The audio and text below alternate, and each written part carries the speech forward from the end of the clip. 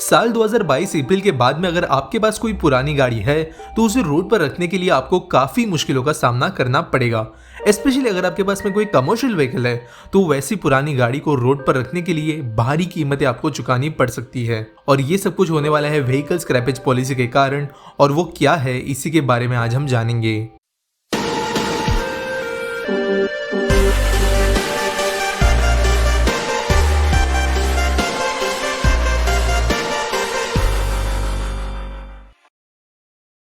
चार ऐसी चीजें हैं जिन पर हम ध्यान देंगे इस वीडियो में। पहली ये कि क्या है व्हीकल स्क्रैपेज पॉलिसी, दूसरी बात कि क्यों इसे इम्प्लीमेंट किया जा रहा है, इसके बेनिफिट्स, और फाइनली कि इसका करंट स्टेटस क्या है। दोस्तों, आज के डेट में इंडिया में जितनी भी कमर्शियल व्हीकल्स चलती है उनमें से सिर्फ 15% व्हीकल 60 to 70% पोल्यूशन के लिए जिम्मेदार है, और ये उनके पुराने होने के कारण ही इतनी ज्यादा पोल्यूटिंग बन गई है। इसके अलावा अगर हम प्राइवेट व्हीकल्स की बात करें तो साल 2000 के पहले बनी हुई गाड़ियां आज पूरे रोड पर सिर्फ 1% कंट्रीब्यूशन देती है नंबर्स के हिसाब से, लेकिन फिर भी ये 1% गाड़ियां 15% पोल्यूशन के अंदर कंट्रीब्यूट करती है अगर हम प्राइवेट व्हीकल्स के हिसाब से बात करें तो। यानी यहाँ पर एक चीज समझना बिल्कुल भी मुश्किल नहीं है कि पुरानी गाड़ियां आज के टेक्नोलॉजी के हिसाब से और आज के स्टैंडर्ड्स के हिसाब से बहुत ही ज्यादा पॉल्यूटिंग है, जिसकी वजह से एनवायरनमेंट पर इसका काफी ज्यादा बुरा असर होता है। इसके अलावा सेफ्टी स्टैंडर्ड्स, रोड पर कुछ गाड़ियों का इम्पैक्ट, ये सारी चीजें भी गाड़ियां पुराने होने की वजह से बुरा असर करती है। देश को पोल्यूशन तो कम करना ही है, लेकिन इसके साथ साथ अपने ऑटोमोबाइल मार्केट को भी आगे बढ़ाना है, ऑल्टरनेटिव फ्यूल्स की तरफ बढ़ना है, और कई सारे ऐसी ही चीजें गवर्नमेंट को करनी है। और इसलिए गवर्नमेंट एक ऐसा कानून लाने वाली है जिसकी वजह से ये पुरानी गाड़ियां सड़क पर रखना काफी ज्यादा महंगा हो जाएगा। अब समझते दोस्तों ये पॉलिसी है क्या। व्हीकल स्क्रैपेज पॉलिसी का नाम सुनते ही कई लोगों को ऐसा लगता है कि पुरानी गाड़ियों को स्क्रैप कर दिया जाएगा और आपको पुरानी गाड़ियां चलाने के लिए परमिशन नहीं मिलेगी, लेकिन ऐसा नहीं होगा। अगर आपके पास कोई बहुत पुरानी गाड़ी है जिसे आप किसी भी रीजन की वजह से रखना चाहते हैं, उसे यूज करते रहना चाहते हैं, तो वो आपको करना 100% पॉसिबल तो होगा, लेकिन आपको भारी टैक्स उसके लिए चुकाना पड़ सकता है और कुछ जगहों पर भारी कीमतें दूसरे तरीकों में भी चुकानी पड़ सकती है। अगर अभी जो डिटेल्स है उनके हिसाब से हम बात करें तो कमर्शियल गाड़ियां जो 8 साल से ज्यादा पुरानी हैं उन्हें 8 to 15% रोड टैक्स देना पड़ेगा रजिस्ट्रेशन रिन्यूअल के टाइम पे, और कुछ जगहों पर ग्रीन टैक्स भी उन्हें देना पड़ेगा। प्राइवेट गाड़ियों की बात करें तो जो गाड़ियां 15 साल से पुरानी हो गई है, चाहे वो पेट्रोल हो या डीजल, उन्हें भी ग्रीन टैक्स देना पड़ेगा। और ये जो सारा टैक्स है ये सारे शहरों के हिसाब से अलग होगा। जो शहर ज़्यादा पॉल्यूटिंग है, जहाँ पर इन चीज़ों को कम करने की ज़्यादा ज़रूरत है, वहाँ पर ज़्यादा से ज़्यादा टैक्स इंप्लीमेंट किया जाएगा, जबकि कुछ छोटे शहरों के अंदर ये टैक्स कम रखा जाने वाला है। अभी इस समय पर गवर्नमेंट को उम्मीद यह है कि क्योंकि आपकी पुरानी व्हीकल फाइनेंशियली अनवायबल हो जाएगी चलाने के लिए, मेंटेन करने के लिए या रखने के लिए, तो उस समय पर आपका ध्यान जाएगा नई गाड़ी खरीदते समय, और इस समय आपको भी ज़्यादा मुश्किलें ना हो। और इसलिए अगर आप डिसीजन लेते हो कि इन पुरानी व्हीकल्स को रोड पर रखने के बजाय अगर आप स्क्रैप करने का डिसीजन लेते हैं, तो नई गाड़ी खरीदते समय चाहे वो रजिस्ट्रेशन हो, कुछ दूसरी फीस हो, रोड टैक्स हो, उन चीज़ों के अंदर आपको डिस्काउंट दिया जाएगा अलग अलग बेसिस के ऊपर, जिसके जरिए नई गाड़ी खरीदने के लिए भी आपको फाइनेंशियली थोड़ा और ज़्यादा बेहतर बन जाएगा, और जिसकी वजह से ज़्यादा लोग पुरानी गाड़ियाँ स्क्रैप करना शुरू कर देंगे। यहाँ पर कुछ चीजें ध्यान में रखना बहुत जरूरी है,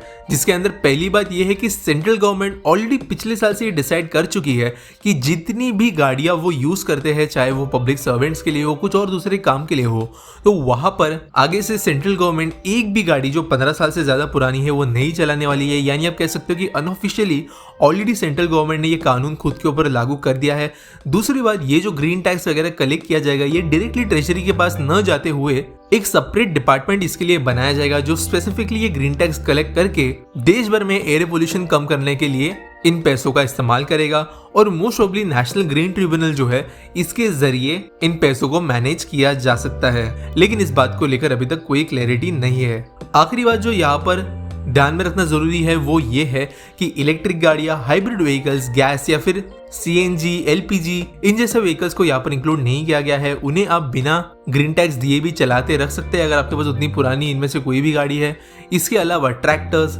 टिलर्स और कुछ दूसरे तरीके के स्पेशलाइज्ड व्हीकल्स भी इसके अंदर से एग्जेम्प्ट कर दिए गए हैं, क्योंकि उनका मार्केट वैसे भी बहुत छोटा है। अब बात करते हैं फायदों की जो इस स्क्रैपेज पॉलिसी के इंप्लीमेंट हो जाने की वजह से होगी। पहली बात, पॉल्यूशन कम होगा, वो भी एक सिग्निफिकेंट लेवल पर अगर हम स्पेसिफिकली व्हीकुलर पॉल्यूशन की बात करें तो। दूसरी बात, ऑटोमोबाइल मार्केट के अंदर एक डिमांड क्रिएट होगी जब इतनी सारी पुरानी गाड़ियों को एक साथ रिप्लेस करने की जरूरत पड़ेगी। तो अगर आप कमर्शियल व्हीकल्स की बात करें तो 15% कमर्शियल व्हीकल्स, 1% प्राइवेट व्हीकल्स अगर मार्केट में से अचानक से 1-1.5 साल में कम हो जाते हैं तो ऑटोमोबाइल सेक्टर के अंदर एक बहुत बड़ी डिमांड आपको आने वाले समय में देखने के लिए मिल सकती है। और ऑटोमोबाइल सेक्टर किसी भी इकोनॉमी के अंदर एक बहुत इंपॉर्टेंट हिस्सेदार होता है, जिसकी वजह से आपको ज़्यादा कॉम्पिटिशन, ज़्यादा बेहतर गाड़ियाँ, ज़्यादा फ्यूल एफिशिएंट चीज़ें देखने के लिए मिल सकती है और ये एक स्टिमुलस देगी ठंडे पड़े हुए ऑटोमोबाइल मार्केट को। अभी इसी ऑटोमोबाइल सेक्टर के अंदर इससे भी बड़ा फायदा मिलने वाला है इलेक्ट्रिक और हाइब्रिड गाड़ियों को। जिस तरीके से ईवीज पुश की जा रही है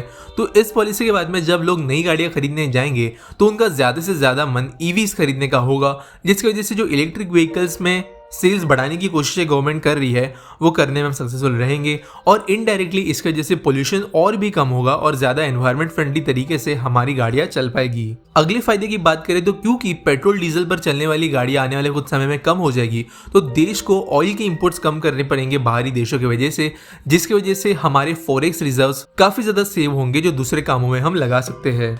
अब बात करते हैं इस पॉलिसी के करंट स्टेटस की, क्या है कि किस लेवल पर अभी ये पहुंच चुकी है, कब तक ये इंप्लीमेंट होगी, इन चीजों के बारे में हम जानते हैं। साल 2019 में इस लॉ का अमेंडमेंट हो गया था, यानी कह दिया गया था कि ऐसा कोई लॉ लाया जाने वाला है। इसके बाद में साल 2020 में एनजीटी के कुछ इंटरफियरेंस करने के बाद में finally ministry of road transport ने ये कह दिया था कि उन्होंने अपनी तरफ से ये पूरा अमेंडमेंट पास कर दिया है और क्योंकि एक सेंट्रल गवर्नमेंट की पॉलिसी है जहाँ पर टैक्स स्टेट लेवल पर भी लगने वाले हैं तो उसे स्टेट गवर्नमेंट्स के पास में भेज दिया गया था अपनी तरफ से अप्रूवल देने के लिए। यहाँ पर स्टेट्स अपनी तरफ से कुछ माइनर चेंजेस भी कर सकते हैं और कुछ दूसरी चीज़ें भी यहाँ पर ज़रूरी होती है, जिसकी वजह से अब तक गवर्नमेंट्स इस पर सोच विचार कर रही थी। लेकिन फाइनली 2 दिन पहले ही मार्च 2021 के अंदर गडकरी जी ने ये ऑफिशियली स्टेटमेंट देते हुए कह दिया है कि आने वाले 1 से 2 हफ्तों में वो ये अनाउंस कर देंगे कि क्या फाइनल पॉलिसी इंप्लीमेंट होगी। बेसिकली जनरल पब्लिक के सामने अब तक जो भी डिटेल्स मैंने भी आपको बताई वो 100% श्योर नहीं है। ये एक बेसिक ड्राफ्ट के अंदर लिखा गया है, लेकिन स्टेट गवर्नमेंट से अप्रूवल आने के बाद में रीजन टू रीजन यहाँ पर कुछ चेंजेस हमें दिखने के लिए मिल सकते हैं और आने वाले कुछ दिनों के अंदर ही ये जो पूरा डिटेल्ड ड्राफ्ट होगा ये पब्लिक के सामने पेश कर दिया जाएगा। कब इंप्लीमेंट होगा, कौन से और दूसरे रूल्स यहाँ पर इंक्लूड किए जाएंगे, क्या क्या चेंजेस हमें छोटे मोटे देखने के लिए मिल सकते हैं, ये सारी चीज़ें पब्लिक के अंदर आने वाले कुछ दिनों में हमें देखने के लिए मिलेगी और मोस्ट ऑफली अगले साल अप्रैल के बाद में पुरानी गाड़ियाँ आपको रखना बहुत ज़्यादा मुश्किल हो जाएगा। तो ये रही व्हीकल स्क्रैपेज पॉलिसी। तो दोस्तों उम्मीद करता हूँ आपको ये वीडियो पसंद आई होगी। अगर आपके पास कोई सजेशंस है तो आप नीचे कमेंट्स में मुझे बता सकते हो कि किस टॉपिक पर अगली वीडियो बने। साथ साथ ये वीडियो पसंद आया होगा तो लाइक करना, शेयर करना, सब्सक्राइब करना और मिलेंगे अगले वीडियो में।